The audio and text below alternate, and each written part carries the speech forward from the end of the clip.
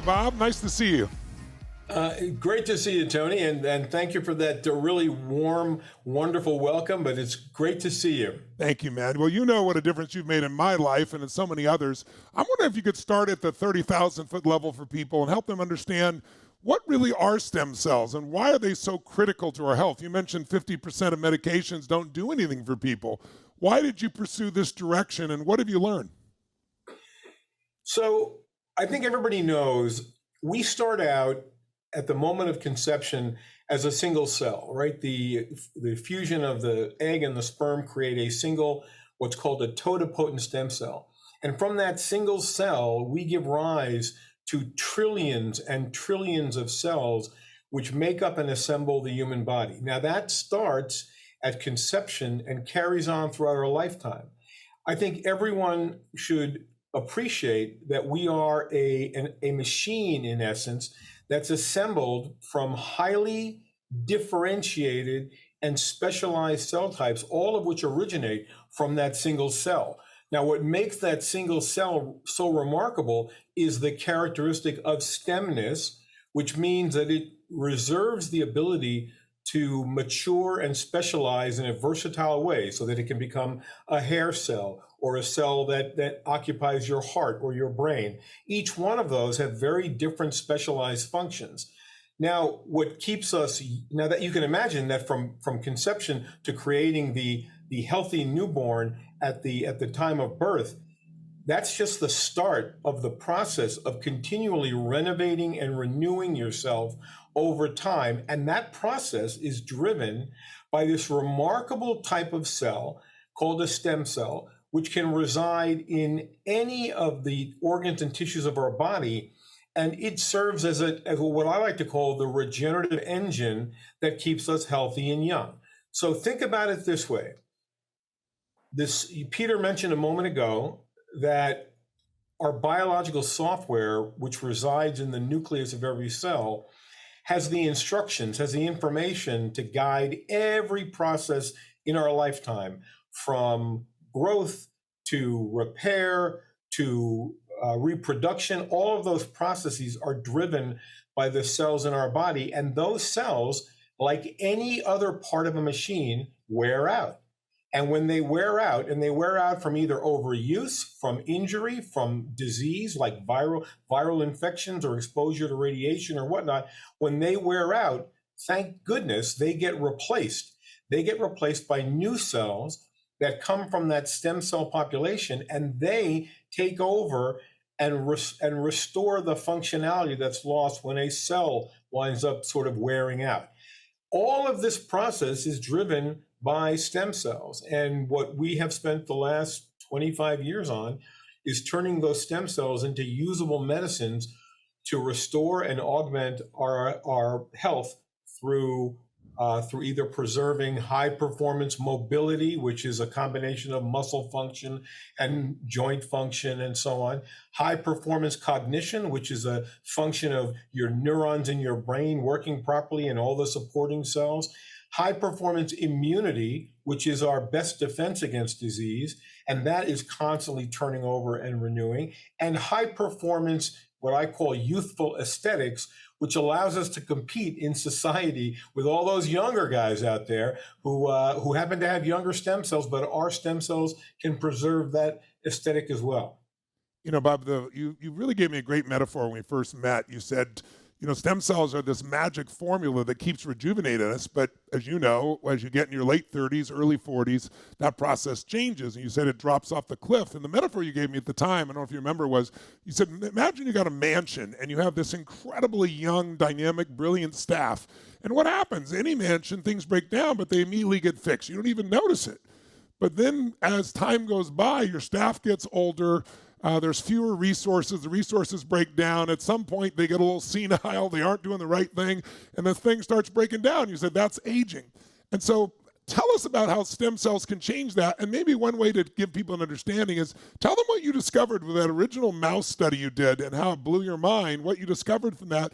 And then how are those applications being used today to create breakthroughs in people's energy and health that they've never seen before?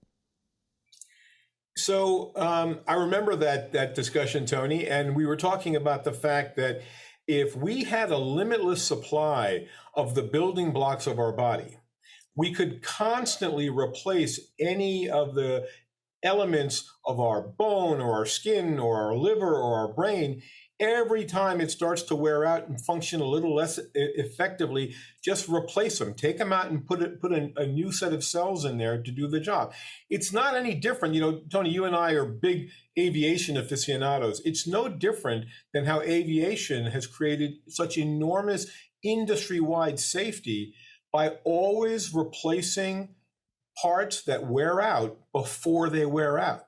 Imagine if we took the same steps with our bodies. Imagine if we could predict when cells in our liver start to malfunction, and before you start to get changes in the function of your liver, you simply replace those cells. Now that is done naturally by the stem cell population in the body. But as we get older, those cells, which contain that original software, those instructions necessary to do all these things, that software in our genetic code is very resilient, and we have systems to keep it in good shape, but it does get damaged. Just like the software in your computer, when you're running the computer over and over, you get glitches in the software. Those glitches are a corruption of the information. That happens in our cells too. So if I had stored away a supply of cells that had the perfect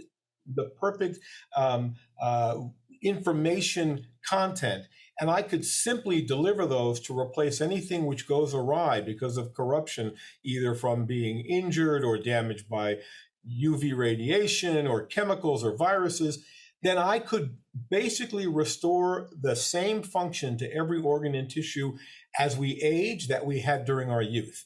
That's the mission of cellular medicine, impacting the degenerative diseases that we accumulate during aging.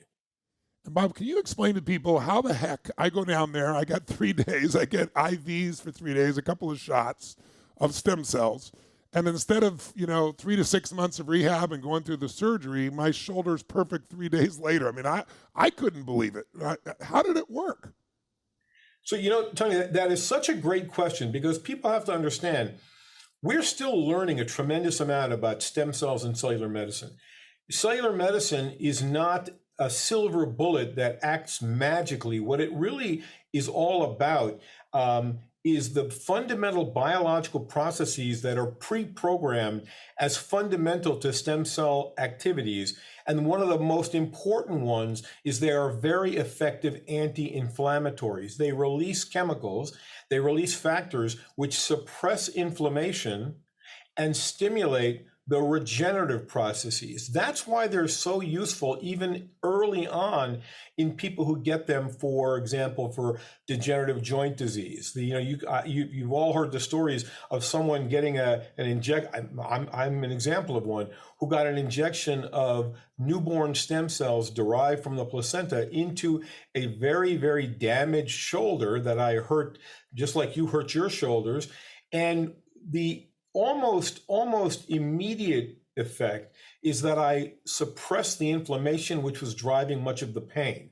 Now, that's an important thing, because I got to tell you, our body is amazing and our immune system is amazing, but inflammation, which is the first response to injury or disease, is designed to protect you from further injury.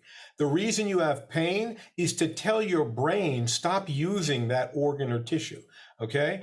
Now, by doing that, you prevent worsening the injury, but you also have a tendency to suppress the repair process. So there's a balance between inflammation and then regeneration.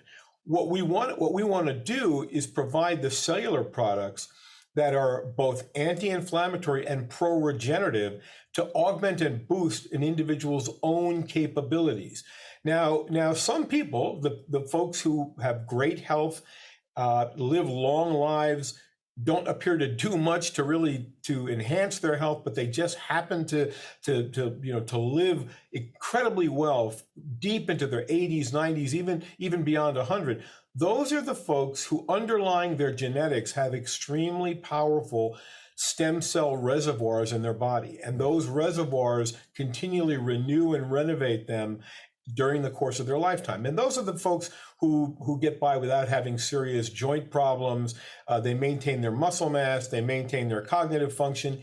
It's our mission to provide that same level of biologic integrity to everybody so that while they age, their muscle mass stays healthy and of high quality. Their neurologic tissue stays of high quality, so their cognitive performance is high.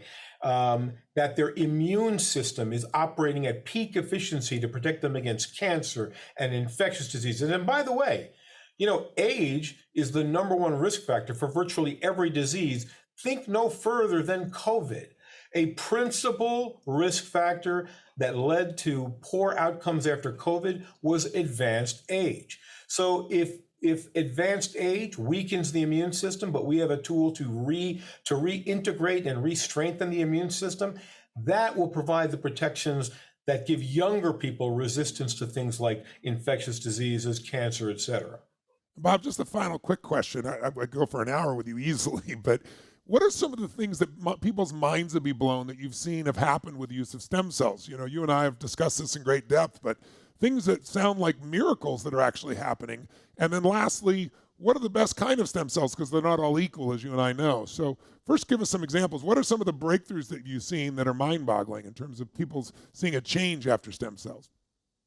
So that's a great question, and I'm fortunate. I've focused my career for the last 25 years on turning living cells into medicines. And as you know, co-founding Fountain Life with you and others, you helping me launch the company Cellularity, which is now a leader in human cellular therapies. What we've seen is that newborn cells have the greatest degree of stemness of any cells that we can possibly generate as therapeutics, which means they reserve all of that power that we've been talking about just a few moments ago. And from that, I have seen these cellular products control the inflammation and pain associated with degenerative joint disease. I've seen cell therapy restore function of bone marrow and restore function of your immune system as we age. I've seen cell therapy be able to restore the blood forming system of the body, producing red blood cells, white blood cells, platelets, and providing new energy to folks who are suffering from cancer or other age-related degenerative processes. The future is going to be that we're going to use these cells to restore functionality in virtually every living system. We're going to use these cells to produce mature cells that have specific activities like immune cells, natural killer cells, T lymphocytes.